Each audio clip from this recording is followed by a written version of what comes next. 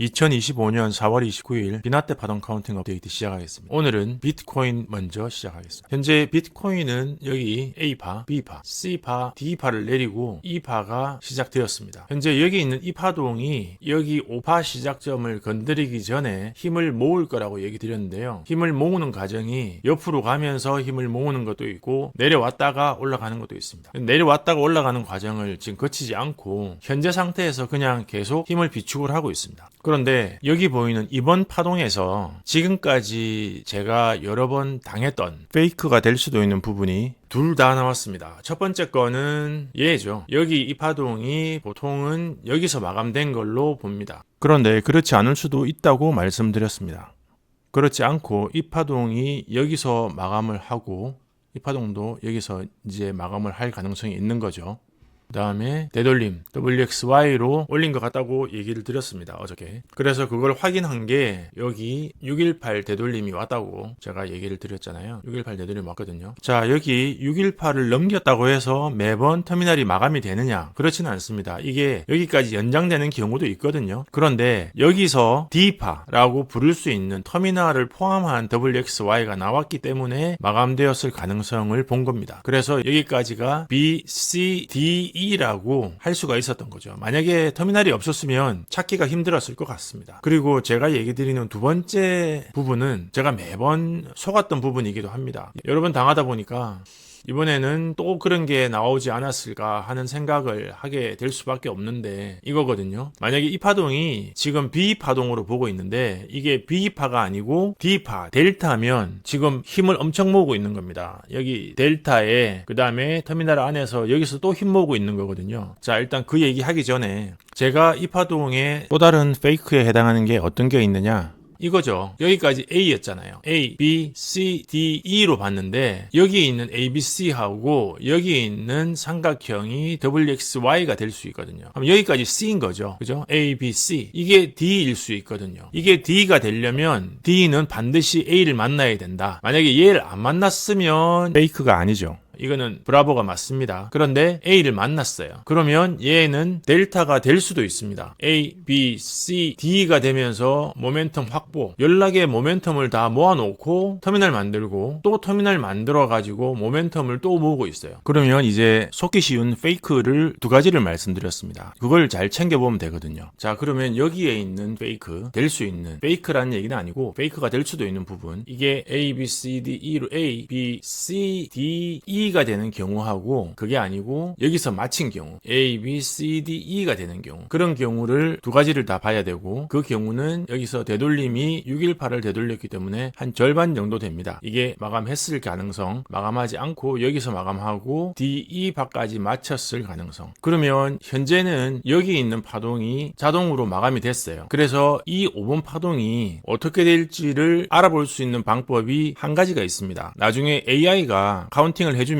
그때는 수월한데 지금은 AI가 없으니까 직접 해야 돼서 조금 불편하긴 합니다. 근데 알고 있으면 나중에 그 방법을 AI가 해주고 나면 그때 쓰시면 되겠습니다. 그게 뭔가 하면 현재 진행되고 있는 이 파동이 어떻게 내려오고 있는지 보면 됩니다. 만약에 이 파동이 A, B, C, D, E로 내려오면 삼각형이잖아요. 삼각형이면 내려오는 파동에 E파일 가능성이 크죠. 여기서 A, B, C, D, E인데 E파가 연장되어서 다시 A, B, C, D, E 또 연장되어서 여기까지 A, B, C, D, E일 가능성이 있는 거죠. 그러면 연장을 마치고 솟구쳐 올라가겠습니다. 그런데 만약에 이게 W, X, Y면 5파가 마감되지 않을 가능성이 크죠. 그렇기 때문에 이 파동을 다시 또 뜯어봐야 됩니다. 자, 그렇게 뜯어보니까 여기는 터미널이 없습니다. 그럼 내려오는 파동이 터미널이 있으면 여기서 어떻게 내려왔던 A, B, C로 마감했을 가능성도 있거든요. 그런데 그 가능성은 없어요. 자, 그리고 여기를 파동을 뜯어보면 여기가 ABC 터미널이 나왔고 올라가서 자동 마감 보이드 해줬고 그래서 ABC로 내려왔고 또 여기는 삼각형 ABCDE로 내려왔다가 WXY 여기 ABC가 만들어졌어요. ABC와 ABC 사이에 삼각형이 들어갔다 이러면 한 파동이 안 되는 거죠. 삼각형밖에 안 되죠. 그러면 이게 A파, B파, C파 삼각형의 내부 파동이 될 가능성이 큽니다. 그리고 여기가 D파죠. 올라간 게 D파면 E파로 내릴 가능성이 큽니다. E파로 내리게 되면 여기 이 5파 건드리고 이 저점까지 건드려서 내려올 가능성이 크다고 보겠습니다. 그렇게 해서 모멘텀이 확보가 되면 여기서 내려온 파동이 A, B, C, D 하고 E를 올리는 파동이 나올 가능성이 큽니다. A, B, C, D, E로 마감하고 여기서 A파, B파로 보기에는 파동이 너무 길죠. B파는 이렇게 길게는 안 나오거든요. 보통 이렇게 길게 나오면 D파인 경우가 많습니다. 그래서 파동을 막바지에 쭉 내렸다가 그래서 이 저점을 깨고 마지막 E파 확인하고 올라가는 파동으로 진행될 가능성이 커 보인다고 얘기를 드립니다. 그렇게 올라가게 되면 다시 내려올 가능성보다는 내려와서 얘를 만날 가능성보다는 그냥 올라갈 가능성이 크고 그때 만약에 터미널이 만들어지면 내려올 가능성이 거의 없다고 봐야 됩니다. A, B, C 이렇게 올리면 터미널 만들고 올린 거기 때문에 내려와서 얘를 만날 가능성은 아주 낮습니다. 터미널이 만들어지면 만약에 터미널이 안 만들어지면 내려올 수도 있지만 만약에 터미널을 만들고 올렸다 A, B, C로 올렸다 그러면 C파일 가능성도 있고요. A, B, C일 가능성도 있고 그렇지 않고 계속 올라갈 가능성도 있는 거죠. 삼각형의 변수는 항상 있기 때문에 삼각형의 변수를 계속 생각하면서 파동을 챙겨볼 수밖에 없습니다. 그 점 참조해서 파동 카운팅 보시면 좋겠습니다. 다음은 테슬라 말씀드리겠습니다. 테슬라 파동은 현재 여기서 바닥을 찍었다고 얘기를 드렸고요. 찍고 나서 삼각 수렴의 형태로 지금 진행을 했으면 A, B, C, D, E를 여기서 맞췄을 가능성이 있고 그랬을 경우에 예상되는 돌파 구간은 여기라고 얘기 드렸습니다. 되돌림 구간 0.9에서 1.1 사이 이 구간에 들어올 가능성이 있다. 그렇게 얘기를 드렸죠. 그러면 그때까지 올라갈 수 있는 힘이 있느냐 얘는 힘이 지금 충분해요. 충분한데 나스닥이 문제라고 얘기 드렸잖아요. 나스닥이 밀리면 테슬라도 하는 수 없이 밀리기 때문에 나스닥이 버텨줘야 되는데 나스닥이 생각보다 지금 잘 버텨주고 있습니다. 나스닥은 또 어떤 폭락이 올지 모르는 약간은 불안한 상황이긴 한데 그래도 버텨줄 때까지는 버텨줘야 되는데 나스닥이 생각보다 잘 버텨주고 있어요.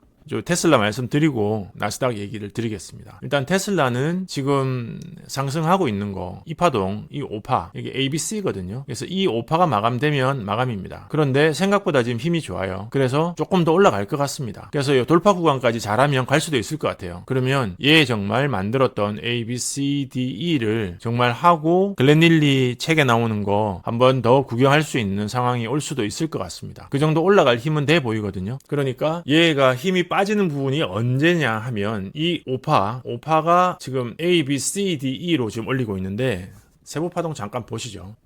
얘거든요. 여기 ABC, 그 다음에 여기도 A, B, C, D, E로 올린 것 같아요. 그래서 여기까지가 A파, B파, C파, D파 내렸다가 E파를 지금 말아 올리고 있는 것 같습니다. 그러면서 또 올라가서 또 파동 만들겠죠. 왜냐면 지금 모멘텀이 좋으니까. 기울기가 지금 꺾이지 않고 있지 않습니까? 그래서 다시 나스닥에 특별한 문제만 없으면 올라갈 것 같고 일단은 여기 고점 넘기기 전에 지금 멈췄어요. 오늘은. 고점을 아마도 내일은 갭해서 넘기거나 아니면은 그냥 돌파했다가 또 A, B, C, D, E를 그 위에서 만들 가능성이 있어 보입니다. 그렇게 해서 이 돌파 구간까지 도달을 하게 되면 되돌림이 오겠죠. 올 때 나스닥이 어떻게 움직이느냐에 따라서 여기까지만 올 수도 있고요. 그게 아니라 더 내려올 수도 있겠습니다. 왜냐하면 이 5파는 자동 보이드를 할 수도 있어 보이거든요. 그러면 여기 아래까지 내려왔다가 올라갈 수도 있습니다.